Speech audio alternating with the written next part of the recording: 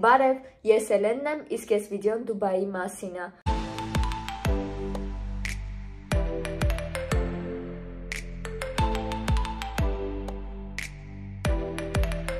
Օգոստոս ամսին ես եղբորս ու մեր ընկերների հետ գնացել էինք Դուբայի հանգստանալու ու որոշեցի մի քիչ պատմել ձեզ մեր հանգստի մասին, Դուբայի կարգ ու կանոնի, գների, մի խոսքով ամեն ինչի մասին, ինչը կապված է Դուբայի հետ։ Մի խոսքով երկար վիդեո է լինելու, բայց շատ հետաքրքիր։ Առաջարկում եմ վերցնել սուրճ կամ թեյ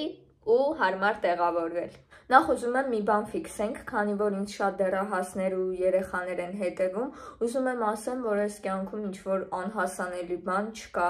այսինքն եթե շատերին թվում է, որ Դուբայ գնալը տենց ինչ-որ թանկ հաճույք է, միայն միլիոնատերներն են գնում եւ այլն, ասեմ, որ չկա նման բան։ Ուղղակի մարդու մտքին տեղ լինի։ Իմ համար այս ուղղակի դարձել էր նպատակ, ու ես անգամ աշխատում էի իմ մասնագիտությամբ առավոտից երեկո, որպեսզի կարողանամ գնամ Դուբայ։ Մեր թռիչքը Երևանից Աբու Դաբի էր, հետո Աբու Դաբիի օդանավակայանից մեզ մեքենայով տարան Դուբայ մեր հյուրանոցի մոտ։ Այդ ընթացքը տևեց մոտավորապես մի ժամ 20 րոպե, 1.5 ժամ, տենց տևեց։ Նախ ովքեր վախենում են ինքնաթիռ նստելուց, ասեմ, որ բացարձակ վախենալու բան չկա։ Երբ ինքնաթիռն ուղղակի սենց օդ է բարձրանում, նման է այն արագ կարուսելներին, եթե նստում եք չեք վախենում, ձեր սիրտը չի խառնում, ուրեմն ամեն ինչ նորմալ է։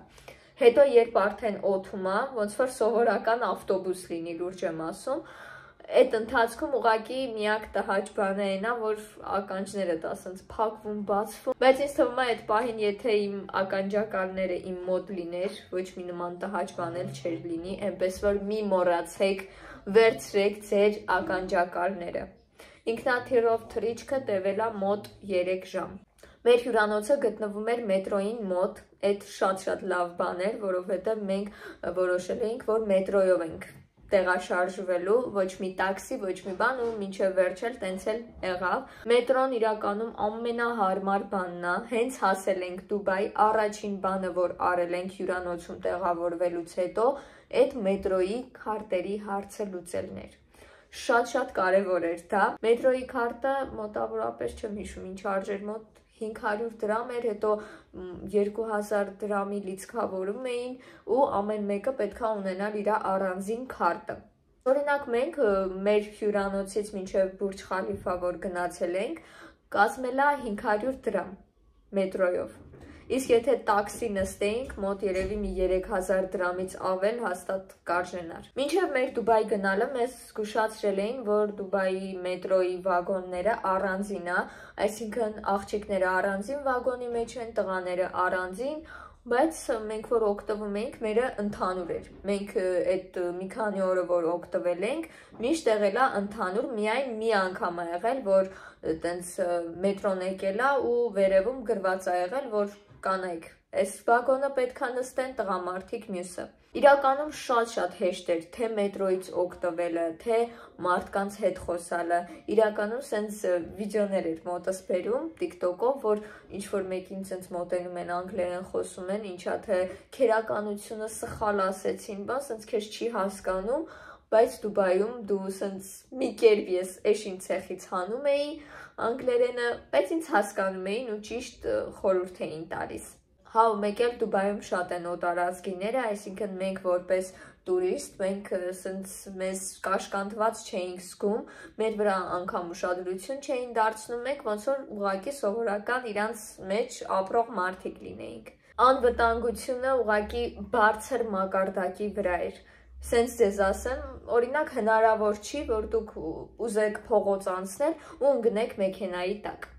Նման բան ուղղակի սենց ոնց որ չէր կարա լիներ, անգամ եթե դու քեզ ուզենաս ինչ-որ դիտավորյալ գցես մեքենայի տակ, այդ հնարավոր չի, որովհետև վարորդները հենց տեսնում էին ինչ-որ մարդ է մոտենում, որ պետքա անցնի, անգամ եթե իրանք ունեին ժամանակ սենց անցնելու, կանգնում ու զիջում էին։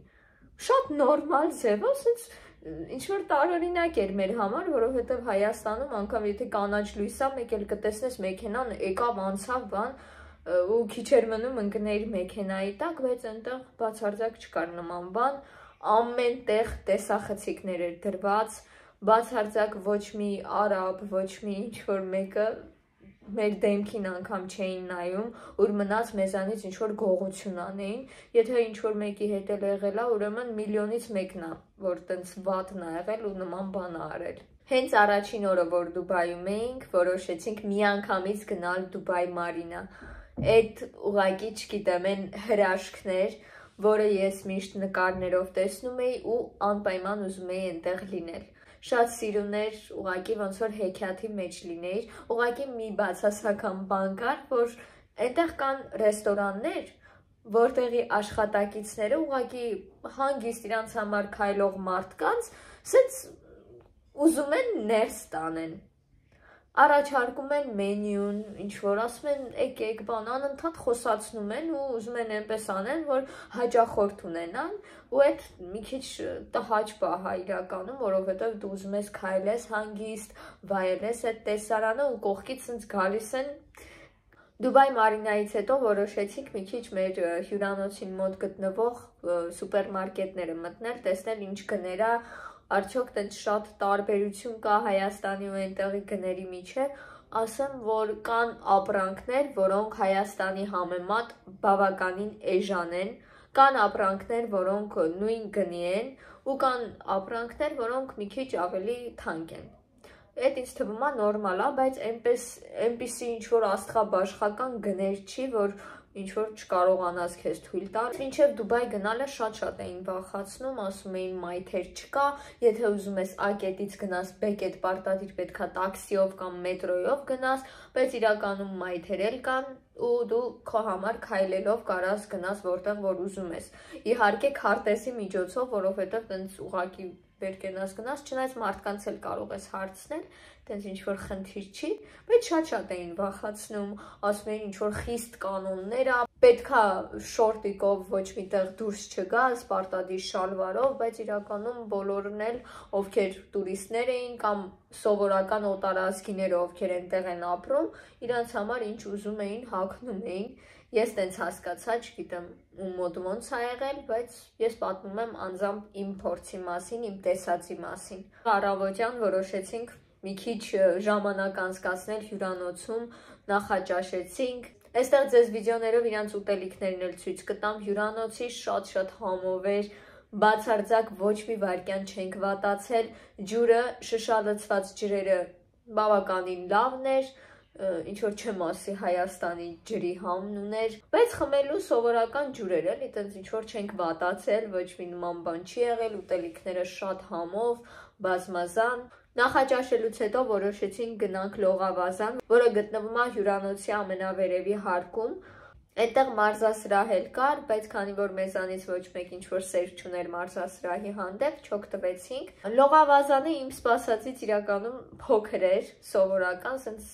ինչ-որ բան էր, արտառոց տեսարան բան չկար, առհասարակ հյուրանոցից ինչ-որ գեղեցիկ տեսարան չէր բացվում։ Հա ու ամենակարևորը, մենք գնացել ենք ամենաշոկ ժամանակ, բայց քանի որ ես էլ իմ եղբայրն էլ շոկին դիմանում ենք, բացարձակ շոկը մեր համար խնդիր չի ու ասեմ այնտեղի շոկը ավելի տանելի էր, որովհետև այնտեղի օդը խոնավ է